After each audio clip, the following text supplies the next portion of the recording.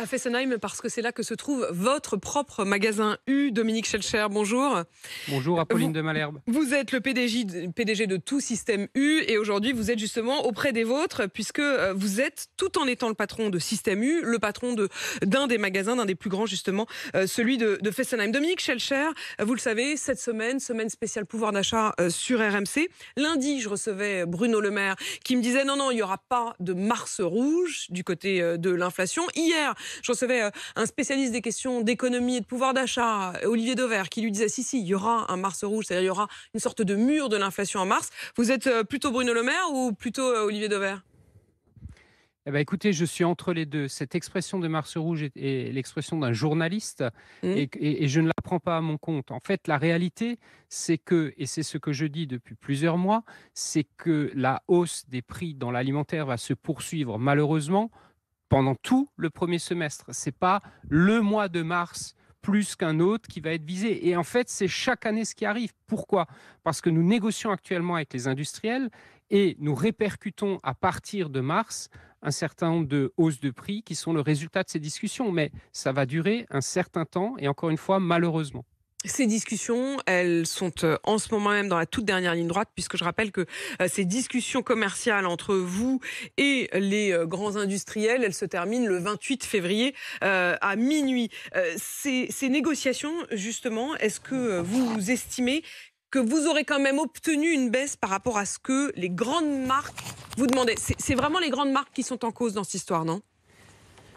Oui, ce sont les grandes marques qui sont en cause dans cette histoire. Et très concrètement, si vous voulez, ce que moi je regrette dans les discussions que j'observe actuellement, c'est que nous manquons de transparence dans les discussions. Nous la demandons ardemment à ces grandes marques qui viennent nous voir avec des demandes de hausse à 2 chiffres, alors qu'un certain nombre de matières premières baissent depuis plusieurs mois. J'ai la liste sous les yeux. Mais dites-nous les exemples. On vous demande quoi, là ? Oui, mais je vous donne les exemples. Le blé est revenu à son cours d'avant le début de la guerre en Ukraine. L'huile de colza, c'est moins 44%. L'huile de tournesol, c'est moins 46%. Le beurre, le maïs, l'acier, l'aluminium, les emballages sont en baisse depuis plusieurs mois. Et personne ne nous parle dans ces discussions de baisse. Tout le monde ne veut que des hausses. Ça, c'est le premier point. Et le deuxième point qui me frappe vraiment, c'est que il n'y a aucune prise en compte du consommateur dans les propos qui nous sont dits. Le mot consommateur n'est jamais abordé. Et nous, notre rôle à nous, c'est de les défendre les auditeurs là que vous avez et d'essayer de pouvoir dans quelque temps répercuter aussi des baisses de prix. Mais est-ce que c'est le jeu ? C'est-à-dire, est-ce que ces grosses marques vous demandent 20%, mais en réalité savent que ça va s'arrêter à 10 ou à 8 ? Ou est-ce que là, vraiment, dans le bras de fer, ils sont plus durs que d'habitude ? C'est extrêmement tendu et ça ne s'arrêtera pas à moins de 10%. Je vous le dis, la hausse va être à 2 chiffres, malheureusement, encore cette fois. Et donc, nous faisons notre travail. C'est notre responsabilité de commerçants de faire le fameux tri. Et les cycles, il y a un moment un cycle haut qu'on a vécu après le début de la guerre. Il y a aujourd'hui un reflux d'un certain nombre de matières premières. Il faut absolument que ça se traduise dans quelque temps dans les discussions. Et c'est ce qu'on essaye de faire. Est-ce que vous pourriez envisager... le plus grand danger... Oui, allez-y. Le plus grand danger derrière tout ça, si vous voulez, c'est la baisse des volumes de ces grandes marques. Et cette baisse des volumes est enclenchée depuis plusieurs semaines, depuis plusieurs mois. Et je parie aujourd'hui avec vous, et on pourra en reparler, que dans quelque temps, ces mêmes grandes marques reviendront nous voir en disant oulala, mes ventes, la baisse de mes ventes est trop forte, qu'est-ce qu'on fait aujourd'hui pour relancer mes ventes ? C'est ça qui risque d'arriver avec ce qui se passe aujourd'hui. Mais est-ce que vous ne prendriez pas les devants ? C'est-à-dire, est-ce qu'il n'y a pas des moments où vous vous dites, bon allez, ça suffit, j'arrête de vendre les produits Nestlé, j'arrête de vendre les produits Danone, ils ne jouent pas le jeu.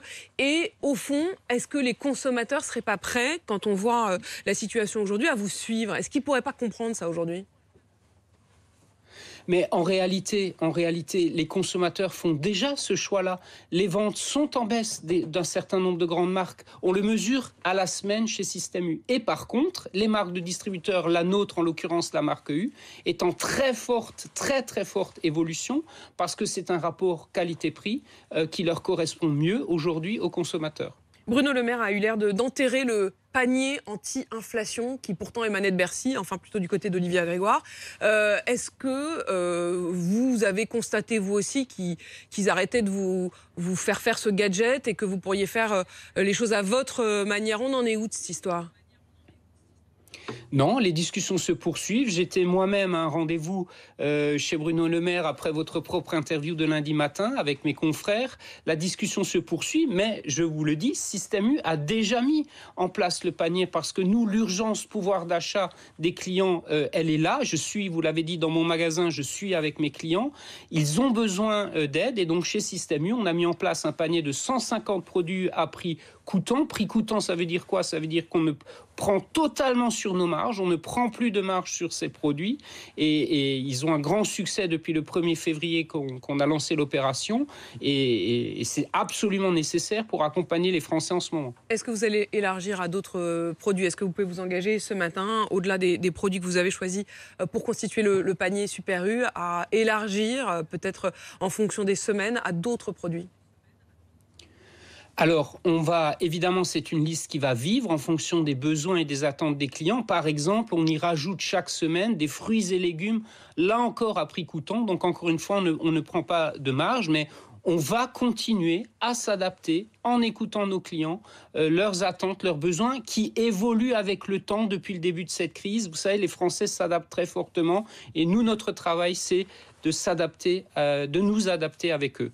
Je trouve très intéressant que vous disiez, et que vous en preniez d'ailleurs le pari ce matin à l'antenne, que finalement les Français vont d'eux-mêmes se détourner des produits de grande marge parce qu'ils ne vont pas accepter la forme de chantage financier qu'ils jouent aujourd'hui. Je recevrai demain matin à ce même micro le représentant des industriels, pour le coup, de l'autre côté, c'est-à-dire du côté de l'industriel dans la négociation, du côté de ces grands groupes.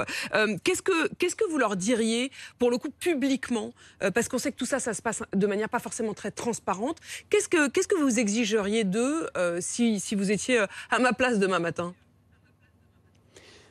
Parlez-leur de transparence. Pourquoi n'obtenons-nous pas le détail des demandes de hausse qu'ils nous formulent, que nous demandons parfois depuis plusieurs semaines avec certains et que nous n'obtenons pas? Ça, c'est la première question que je poserai. Et la deuxième question que je poserai, c'est où est le consommateur dans leur approche, dans leur analyse de la situation actuellement? Je vous assure, dans les discussions que nous avons avec un certain nombre, le mot consommateur n'est jamais prononcé. La seule, j'irais presque, obsession, c'est d'augmenter les prix, alors qu'on sait bien que sur le terrain, et c'est votre sujet toute la semaine, c'est compliqué pour un certain nombre de nos compatriotes. Est-ce qu'on pourrait imaginer, qu'autour de la table, alors pas forcément en rentrant carrément dans les négos, mais à un moment ou à un autre, à certaines étapes en tout cas de vos négos, il puisse y avoir, par exemple, l'UFC Que Choisir ou 60 millions de consommateurs qui puissent à un moment venir au minimum conseiller et comme presque des arbitres en disant attention quoi. Vous savez, une négociation, ça a un caractère de confidentialité avec des règles de concurrence extrêmement fortes. Ça me paraît délicat pour ces raisons, législatives. Mais en même temps, prendre évidemment le pouls du consommateur, nous on le fait tout le temps. Moi, je peux que encourager les industriels à le faire davantage. Et si, je pense, s'ils étaient confrontés davantage au terrain comme nous le sommes, ils raisonneraient, pour certains en tout cas, un peu différemment parfois. Cette semaine, il leur suffit d'écouter RMC tous les matins pour bien le sentir, le pouls en effet de tous ceux qui font leurs courses, de tous ceux qui doivent aller à la pompe, de tous ces prix qui augmentent. Merci Dominique Schelcher.